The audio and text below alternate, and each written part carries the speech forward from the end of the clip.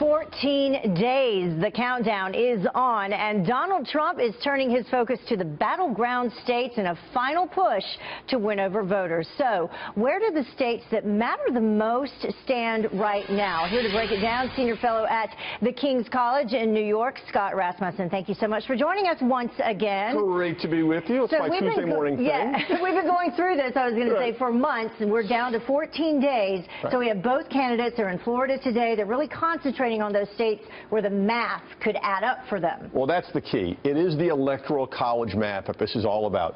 You need 270 votes to win the electoral college and win the presidency. For Donald Trump, that means he starts with the 206 votes that were won by Mitt Romney. Trump has to win every state that Mitt Romney won, and then he still needs to find 64 more electoral college votes. All right, so we have some ways that he could possibly do that. There are about, what, 6 states in play? There's 6 key states we're going to look at here. These 3, North Carolina, Georgia, and Arizona, were all won by Mitt Romney, and they are absolutely essential for Donald Trump to win if he wants to have any chance at all. So how do they look right now in Not terms so good. of who's leading? Not so good right now. North Carolina, Hillary Clinton ahead by about 3 points. Donald Trump does have the edge in Georgia. Okay.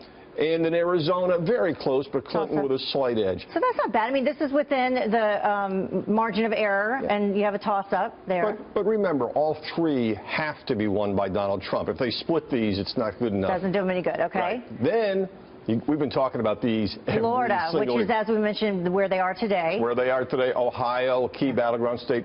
These states were won by Barack Obama 4 years ago. They are, again, must-win states for Donald Trump. So there is no way that he can win the presidency without them. Okay.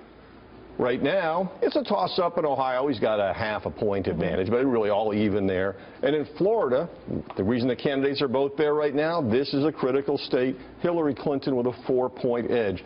Donald Trump has to turn that around, along with some of those other states, if he wants to keep moving in the next 2 weeks.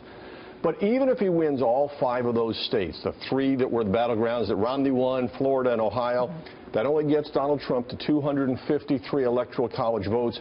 He needs 270, so we're searching for 17 more electoral college votes. Somewhere in the country, okay.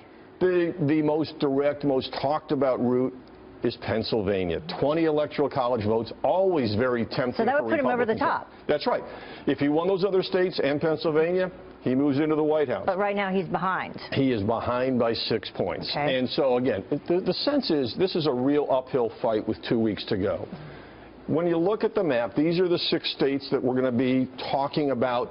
If he loses any of them, if we get on election night the news that Florida has gone to Clinton, the election is over. If North Carolina goes to Clinton, the election is over. Trump needs to win them all. Now, I could make a case that maybe there's another path out here, which would be We've mentioned Wisconsin, we've mentioned Nevada. Yeah, you got Nevada, you've also got Iowa, you've got New Hampshire.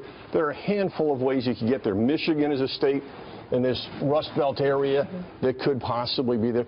But truthfully, if he can't win these other states, he's not going to get there through these other paths. Yeah. So let's look to these 6 states, watch what happens on election night. Donald Trump is trailing in most of them, but has some time. And this election has been like none other that we've ever seen, so, you know, anything could happen still. All right, Scott, Thanks, thank you so much for joining us. Appreciate it a lot. Doing the math for us this morning, Clayton.